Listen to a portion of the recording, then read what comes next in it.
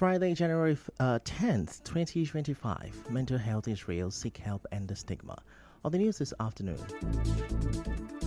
Martin Amihule-led Rivers Assembly overrides Governor Fubara again. Rivers High Court to resume regular session today. IGP orders clampdown on attackers of police station in Borno State. On the foreign scene, U.S. President-elect Trump says meeting with Russian counterpart Putin being arranged. I'm Ifechu Kumoyle with the news.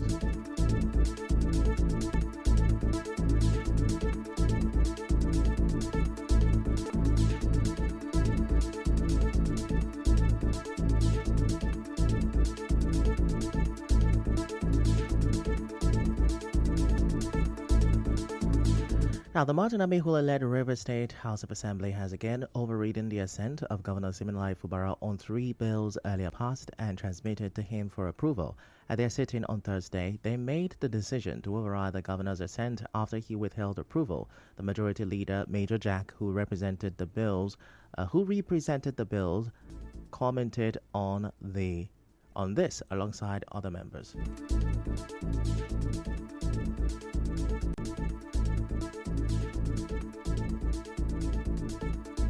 We are passing bill, sent it to the governor. He has been told his assent because we have no choice. This is the duty they asked us to come and do. So please, Mr. Speaker, put the vote and let us vote. We have the top majority here. Let us vote and override the governor.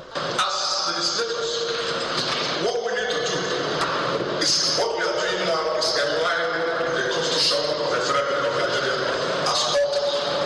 Without the Mr. Speaker, let us do the nation, and that will be the state and all of us. I urge this House to support the passing of this bill since the governor did not respond to our plea for him to sign it.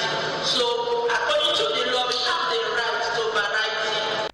Citing Section 100, subsection 5 of the Constitution, the Speaker, Martin Amihule, passed it into law after he put it to a vote, and members unanimously voted in favor of overriding the governor's veto. Speaking on the decision of the House, Mr. Amihule criticized Governor Fubara. Rivers State must move forward, and the Rivers State House of Assembly, this 10th Assembly, must continue to demonstrate that we're still in a democracy, irrespective of actions of the governor, which clearly shows total disregard to the 1999 Constitution as amended.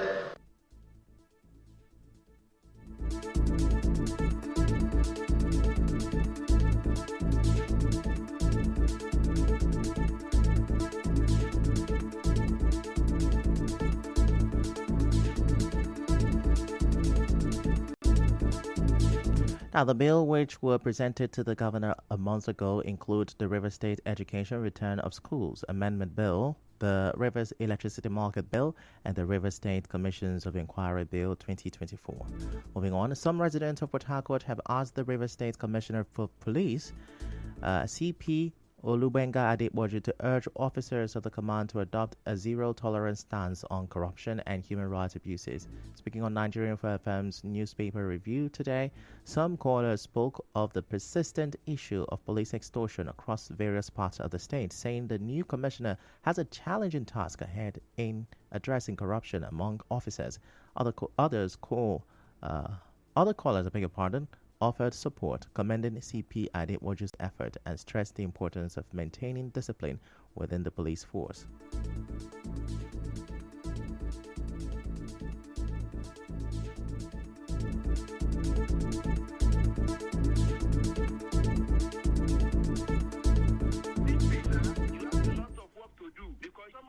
And mess up the river state. Go to some park, especially Rumokoro on my tree. We have police standing by the side and the motorists are loading their commercial motor on the road, collecting money. And besides, come to Ikpere local government here. We have police barricaded the secretariat. They did not allow the servant of secretariat to go to their offices. What is the offense that Ikpere local government people are committed? He should do the need. I mean, my commissioner of police, don't tolerate human rights abuses. I just hope that he continues in the work that he's doing and ensure that the police officers are disciplined and, expected has transferred the nature of discipline to the people, that the position you are assuming also know that when you fall apart, there is a punishment. Now, the Inspector General of Police, Kayode Metoku, today ordered actions against attackers of the Ngazai Divisional Police Headquarters, Borno State. A Thursday attack by Boko Haram terrorists left 2 police officers dead and 1 other officer critically injured as the terrorists exchanged fire with police on duty at the station. They were eventually overpowered and repelled with the assistance of the Civilian Joint Task Force who were stationed near the police station. A statement by the Force Public Relations Officer ACP Olumuyiwa Adejobi identified the dead 2 police officers as Inspector Bartholomew Kalawa and Corporal Mustafa Huzaifat. Away from that, judges of the Rivers State High Court are set to resume normal court sittings today following the conclusion of the Christmas vacation. The State Chief Registrar, David Ihwa announced this in a statement. In other news, some residents of Port Harcourt are asking the government to employ only capable medical personnel in the healthcare sector. Some of the residents who spoke on Wazobia FM's Wake Up Show on Thursday reminded healthcare personnel that their sole aim is to save lives.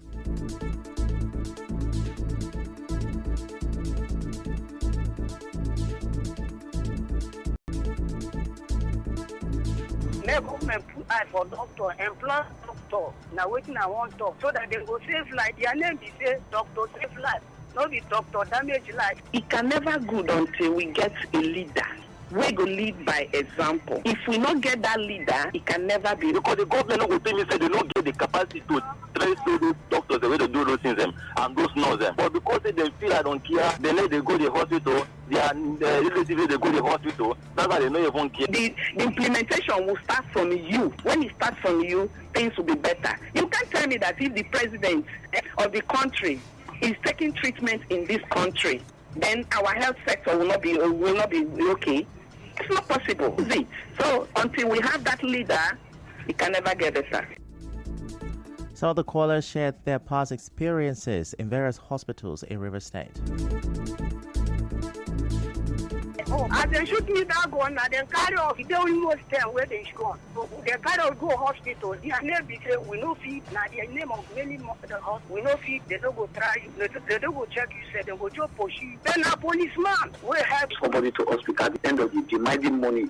And you know say that life can lose because of say you can give the person first so that you will save what we do or the family of the person will do. But Nigeria hospital cannot be like that. I remember when I carried my friend go to the PMH the other time. My friend when I tell you say he died so now. And I said that PMH he died. The way they was doing the other day, I see so many lives lost today at the job because of what? People made them they put different people. Whether I or may I people they different. Somebody where they work for making they different. Not this one doctor who they work every day damage people. As you may know, Section 20, Subsection 1 of the National Health Act provides that a healthcare provider, health worker, or health establishment shall not refuse a person emergency medical treatment for any reason. Moving on, the death of Ayo and his 6-year-old daughter in the gas explosion in Orazi, Port Harcourt is raising questions about the recently launched emergency medical service in Rivers State. Recall that the State Commissioner for Health, Adezore, in July 2024 launched the State Emergency Medical Service and Ambulance System and promised 24-hour ambulance services accessible through the emergency number 112. But Ayo's final moments were captured in a viral video showing him walking from his home to the hospital, his body covered in severe burns, pleading for help. Despite his efforts, Ayo succumbed to his injuries as no medical personnel attended to him as he walked into the hospital. His ordeal before his death has raised concerns. It is unclear whether the ambulances are, it's unclear where the ambulances are and the emergency numbers is not working. The Commissioner for Health has not responded to calls and text messages on this. Still to come, federal government receives recovered assets linked to former Minister Diezani. Stay with us.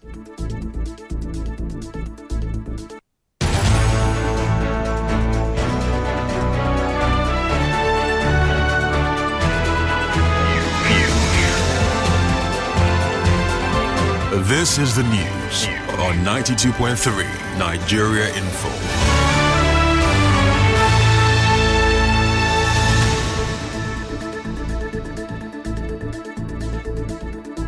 Welcome back, and now the rest of the news. The presidency has urged the Bauchi State Governor Bala Mohammed to face governance and stop playing irresponsible politics with the tax reform bill.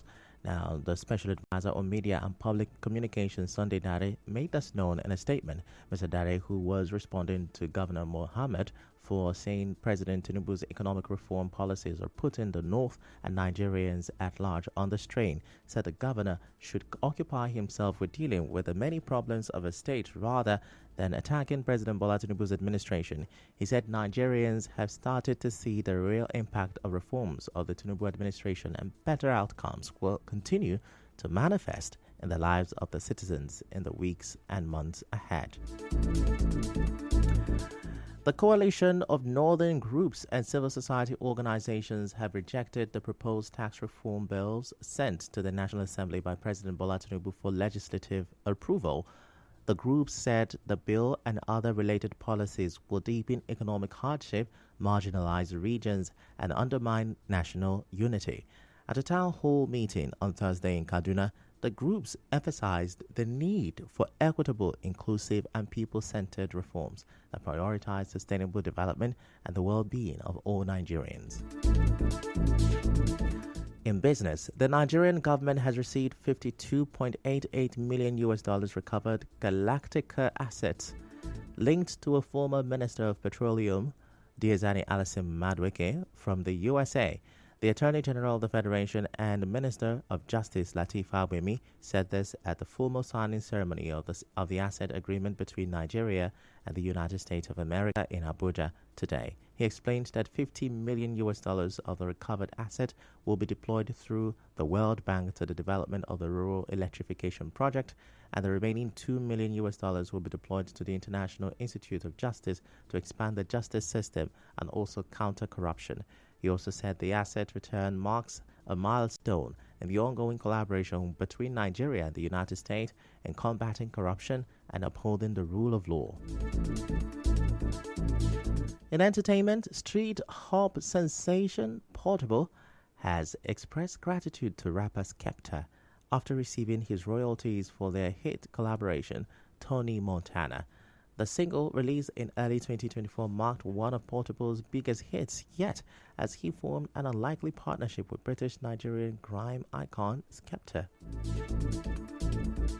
In sports, Manchester United are set to rival Paris Saint-Germain from Napoli, and Georgia forward Kvicha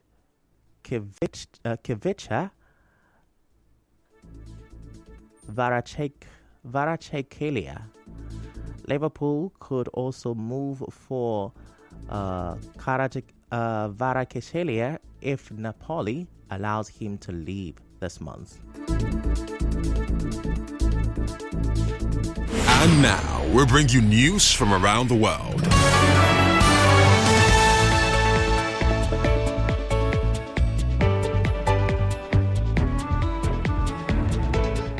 The U.S. President-elect Donald Trump says a meeting is being arranged between himself and Russian President Vladimir Putin. Mr. Trump gave no timeline for when the meeting might take place. Responding, the Kremlin said it was open to the talks, but that no details had been confirmed yet. Recall that Mr. Trump promised to negotiate an end to the war in Ukraine soon after he takes office on 20 January, and has expressed skepticism about U.S. military and financial support for Kyiv.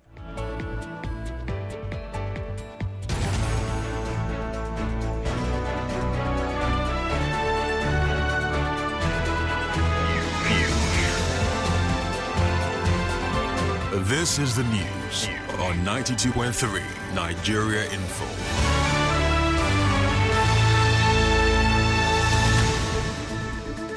That's a wrap on the news this afternoon. Before we go, let's have a look at the major stories. Martin Amehula-led Rivers Assembly has overridden Governor Fubara again. Rivers High Court is to resume regular sessions today. IGP has ordered clampdown on attackers of police station in Borno State. On the foreign scene, U.S. President-elect Donald Trump has said the meeting with Russian counterpart Putin will be arranged. The news was edited by Martha Okiri. To reach the news team, send an SMS or WhatsApp to 08087217215. I'm Ifechukwu Moyeli. Many thanks for listening.